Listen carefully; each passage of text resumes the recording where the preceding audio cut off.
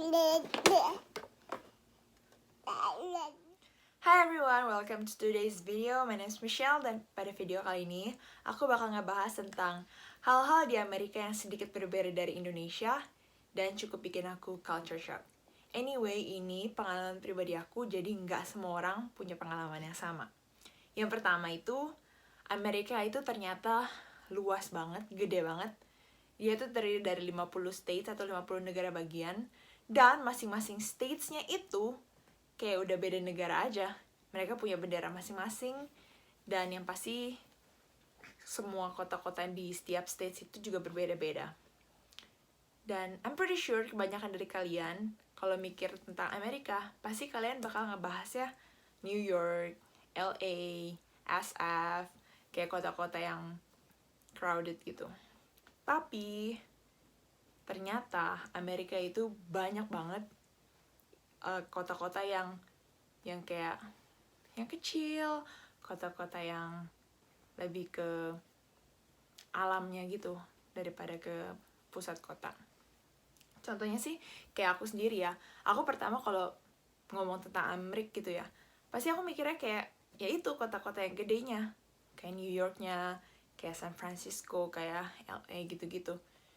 Cuman semenjak aku pindah tinggal di sini, aku jadi kayak lebih open gitu loh, jadi kayak lebih tahu oh ternyata Amerika tuh nggak cuman kota-kota gedenya doang, tapi mereka tuh banyak kota-kota kecilnya, banyak tempat-tempat desanya, kayak gitu. Itu ada pegunungan, pantai, peternakan, pokoknya macam-macam deh. Jadi kalau ngomongin Amerika jangan cuman ngebayangin kota gedenya, tapi lihat juga banyak kota-kota kecil lainnya. Hey Jojo. Terus yang kedua, itu di sini ada namanya daylight saving time. Jadi kalian gain an hour atau kalian dapat 1 jam dari daylight time gitu. Contohnya nih sekarang pas bulan Maret nih ya, sekarang itu jam 2. Tapi kalau udah masuk daylight saving time itu bukan jam 2 lagi, tapi itu termasuk jam 3. Jadi semuanya otomatis di handphone kalian, di komputer, semuanya akan otomatis bacanya tuh jam 3. Jadi kalian dapat 1 jam pas terang gitu. Jadi sunsetnya tuh lebih lama. Terus kalau misalnya kalian beli sesuatu, kalian bisa kembaliin barangnya, bisa tukar warnanya, bisa tukar ukurannya, ataupun kalian benar-benar bisa dapat uang kalian kembali 100%. Walaupun barangnya udah kalian pakai, tapi kalian masih bisa tukar lagi asal kalian punya struk pembayarannya. Dan biasanya sih itu kayak 90 hari deh maksimalnya kalian masih bisa tukar. Dan anyway, bahkan gak cuman barang, tapi makanan pun bisa. Karena aku pernah kerja di restoran, dan beberapa pernah kejadian kayak gitu. Jadi kayak ada orang udah makan, terus tiba-tiba mereka bawa balik makanannya, bilang makanannya kenapa-kenapa nih, gak enak lah, ada tulangnya, ada rambut, makannya keras, rasanya aneh, segala macam. Even mereka udah makan setengah gitu ya, mereka masih bisa kembaliin, dan mereka bisa minta uang mereka kembali. Ini kita harus balikin uangnya. Itu bener-bener sesuatu yang bikin aku kayak shock sih. And then orang-orang di sini, orang-orang Amerika ya, buat kalian yang kesini, jangan shock, jangan kaget tiba-tiba kalau misalnya ada strangers yang sapa kalian, yang ngajak kalian ngobrol, yang tiba-tiba senyum ke kalian. Itu hal yang sangat biasa di sini. Ini kayak habitnya mereka. Mereka itu kayak sopan, maksudnya kayak friendly gitu. Orang Indonesia kan juga kayak friendly ya, mereka nyapa kalian kayak hai, selamat pagi. Cuman kan mereka nggak bener-bener yang nanyain kabar kalian gimana. Kalau strangers gitu kan, maksudnya kayak sesuatu yang aneh gak sih kalau tiba-tiba ada yang nyamperin kalian kayak hai apa kabar, bingung kan, kaget kan. And then kalau di sini itu cara nyapa orang, cara berpamitan itu dengan cara berpelukan. Tapi ini khusus untuk teman, untuk saudara, untuk keluarga ya, nggak strangers. Kalau strangers tiba-tiba meluk kalian itu bener-bener aneh banget. Itu bukan buat strangers intinya. Terus di sini ada kayak culture untuk tahanin pintu. Jadi semua orang sih, mereka bakal tahanin pintu gitu. Kalau misalnya mereka buka pintu, kalau kalian di belakang mereka, pasti mereka akan otomatis tahanin pintu buat kalian. Begitupun dengan kalian ya, jadi kalian tuh harus tahanin pintu untuk orang.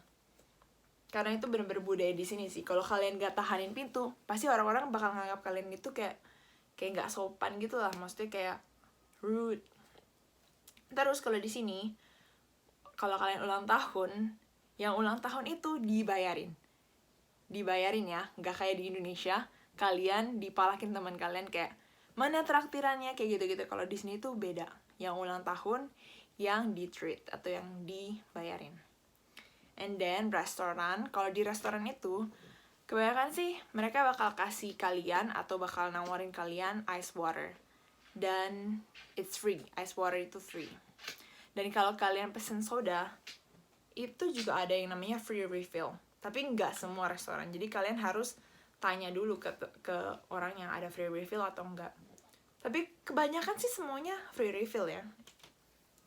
Terus abis itu forks for everything. Not everything, tapi almost everything. Kecuali sup ya. Sup kan kalian pakai sendok. Cuma kalau di sini makan nasi, makan mie, makan apapun ya, pakai forks. Jadi forks itu kayak emang alat makan utamanya mereka gitu di sini. Kalau misalnya kalian mau sendok, kalian mau sumpit, itu kalian harus kayak minta request gitu. Terus porsi di sini lebih besar dari porsi di Indonesia, 1,5 kali lipat atau bahkan 2 kali lipatnya. Dan ada yang namanya tipping culture.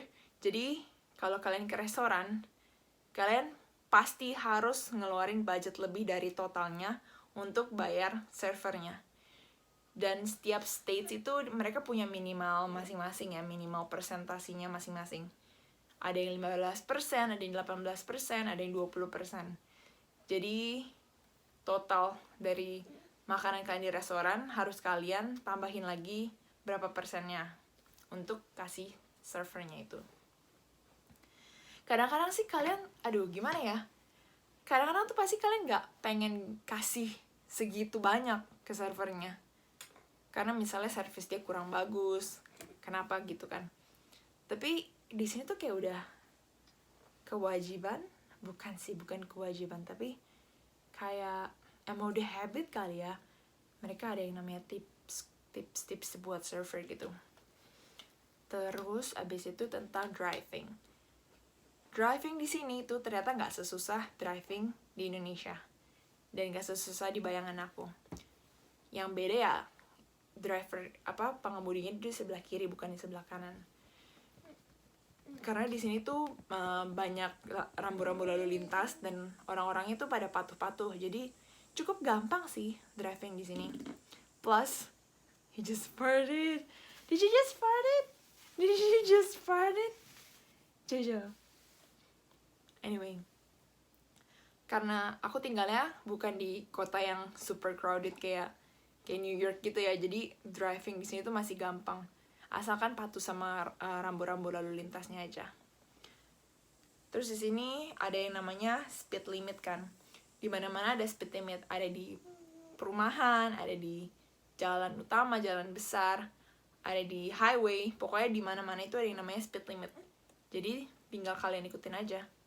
Kalian bawa mobilnya itu harus sesuai sama speed limitnya, atau lebih sedikit atau kurang sedikit. Jadi nggak boleh jauh, misalnya 5 miles atau 10 miles lebih itu nggak apa-apa. Jangan yang ngebut banget. Pokoknya di sini nggak boleh ngebut. Jojo.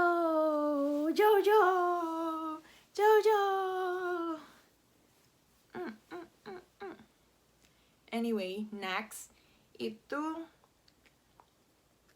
kalau drivers di sini ya agak sedikit shock sih buat aku, karena orang-orang yang pakai kursi roda, orang-orang yang kayak udah tua banget yang jalan aja susah, itu mereka masih bawa mobil, mereka masih nyetir mobil. Kayak aku kurang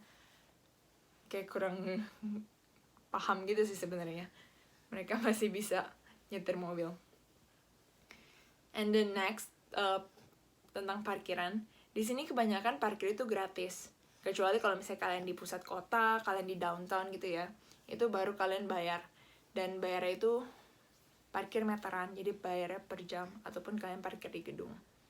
Kalau misalnya di mall, di restoran itu free parking. And then di mana-mana itu selalu ada parkiran khusus untuk pengguna kursi roda wheelchair. Tapi nggak sembarangan ya. Jadi kalian harus register mobil kalian.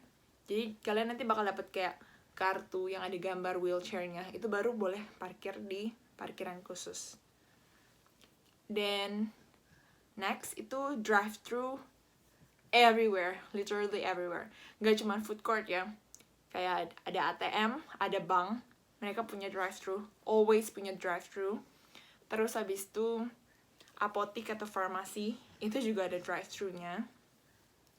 And then di beberapa states bahkan ada toko alkohol yang ada drive-thru-nya juga. Jadi drive-thru is everywhere. And then last but not least itu ukuran di sini sama ukuran di Indonesia itu beda. Contohnya nih ya. Kalau di Indonesia kan pakai meter, sentimeter. Kalau di sini tuh pakainya miles. Terus kalau di Indonesia pakai kilogram, di sini pakainya pounds sama ounces. Terus kalau misalnya di Indonesia pakai kilometer, di sini pakai miles. Terus untuk suhu di Indonesia pakai Celsius, di sini pakai Fahrenheit. Jadi itu cukup bikin bingung sih, karena kalian kan harus adjust gitu kan. Well, anyway, that's all for today's video. Semoga video ini bermanfaat buat kalian yang mau datang ke sini. Jadi nggak culture shock banget. Jadi kalian paham sedikit. And then we'll see you guys on the next video. Thank you for watching. Don't forget to like, comment, and subscribe. Bye!